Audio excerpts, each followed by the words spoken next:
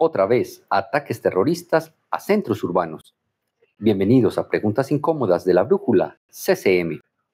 Nuevamente los colombianos vivimos en medio del miedo y la angustia de estar siempre preocupados ante la posibilidad de un ataque terrorista por parte de los grupos alzados en armas. En la más reciente motobomba en la ciudad de Jamundí, parte el alma al ver cómo fue descuartizado un humilde cuidador de motos que recibió el impacto de frente del artefacto explosivo que buscaba matar miembros de la policía o el ejército. La orden era: se explota cuando pase un grupo de las Fuerzas Armadas. Las 4 FARC, las del Congreso, las de Iván Mordisco, las de la Nueva Marquetalia y las del Estado Mayor Central son una demostración del fracaso rotundo que fue el proceso de La Habana.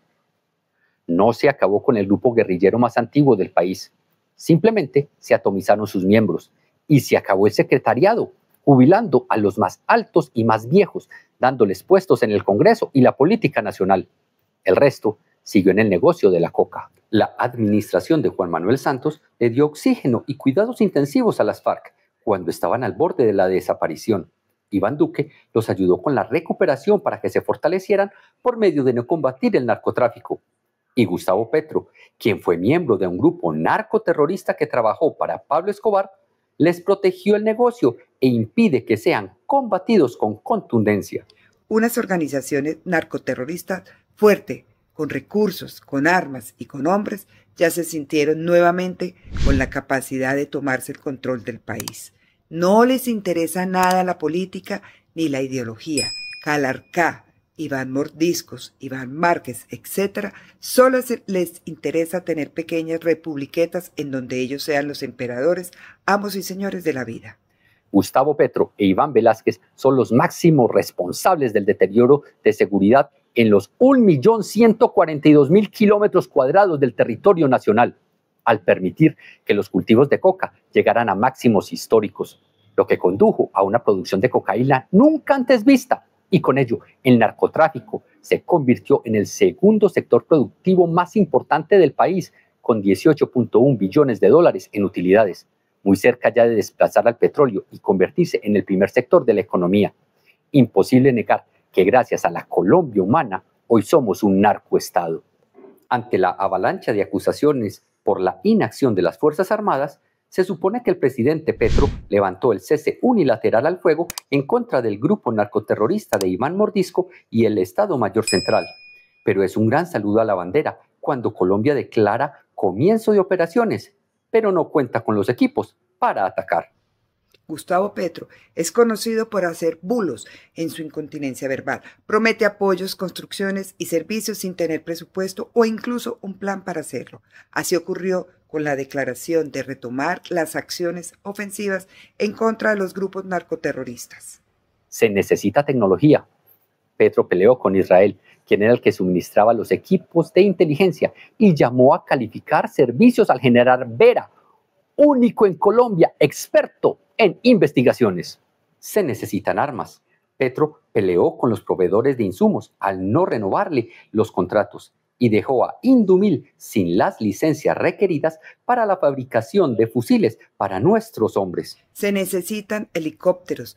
Petro no renovó los contratos de mantenimiento de los equipos con Rusia y hoy el país solo cuenta con 4 helicópteros operativos. Los demás están en tierra por lo peligroso de operarlos. No vaya a ser que se caigan como los 5 que ya van en los últimos 2 años. Se necesitan aviones. Petro no ejecutó la compra de la nueva flota que ya tenía presupuesto y aval dentro del Plan Nacional de Desarrollo.